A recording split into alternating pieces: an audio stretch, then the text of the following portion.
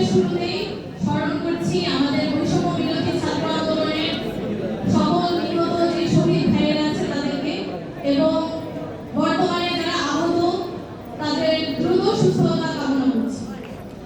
আমি প্রথমেই মৌলভীবাজারের যে আপুরা আছে তাদেরকে ধন্যবাদ দিতে চাই।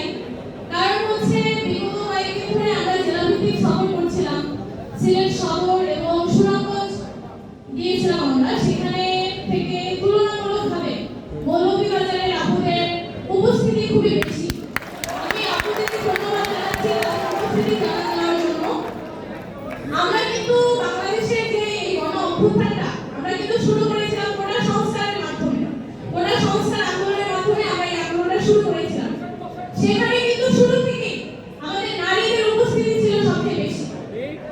আমাদের সিলেট জেলা সহ বাংলাদেশের বিভিন্ন জেলায়, বাংলাদেশের বিভিন্ন বিশ্ববিদ্যালয়, ঢাকা বিশ্ববিদ্যালয় সহ সকল জায়গায় আমাদের নারীরা আমাদের ভাইদের সাথে কাঁধে কাঁধ মিলিয়ে আমরা কিন্তু আমাদের জন্য একটা সংরক্ষিত কোটা ছিল, আমরা কিন্তু সেটার বিলোপের জন্য আমরা কিন্তু আন্দোলনে নেমেছিলাম।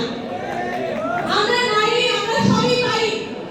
আমরা কিন্তু আমাদের অগ্রগতির জন্য আমাদের কিন্তু কোনো আলাদা কোটার প্রয়োজন ছিল না। এটা সংস্কারের জন্য কিন্তু আমরা আন্দোলনে নেমেছিলাম। সেই 1 জুলাই থেকে এখন পর্যন্ত বাংলাদেশের গণ অভ্যুত্থানে বাংলার পেছনে নারীদের অবদান ছিল কিন্তু অনেক বেশি। বর্তমানে বাংলাদেশের গণ অভ্যুত্থান পরবর্তী সময়ে বাংলাদেশের বিভিন্ন অভ্যন্তরীণ সমস্যা দেখা দিয়েছে।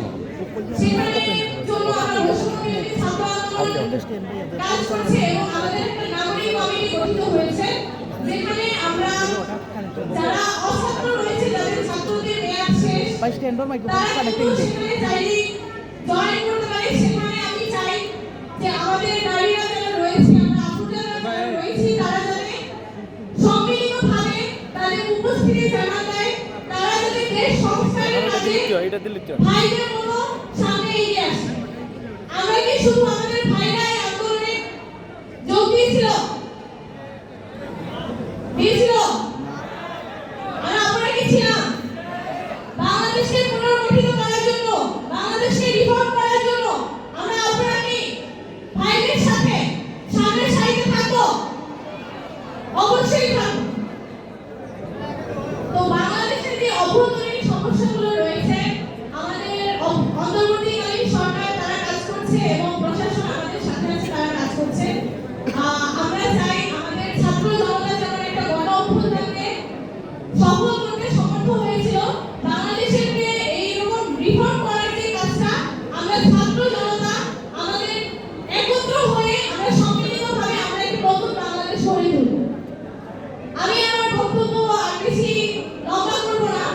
আমি আমার সংক্ষিপ্ত বক্তব্য আমার মৌলভীবাজারের সকল ছাত্র জনতাকে আবার ধন্যবাদ দিয়ে শেষ করছি।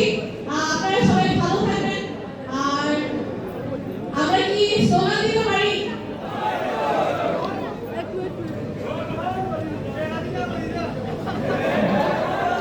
আমরা আমাদের শহীদদের স্মরণে এবং আমাদের আন্দোলন চলাকালীন সময়ে যেসব স্লোগান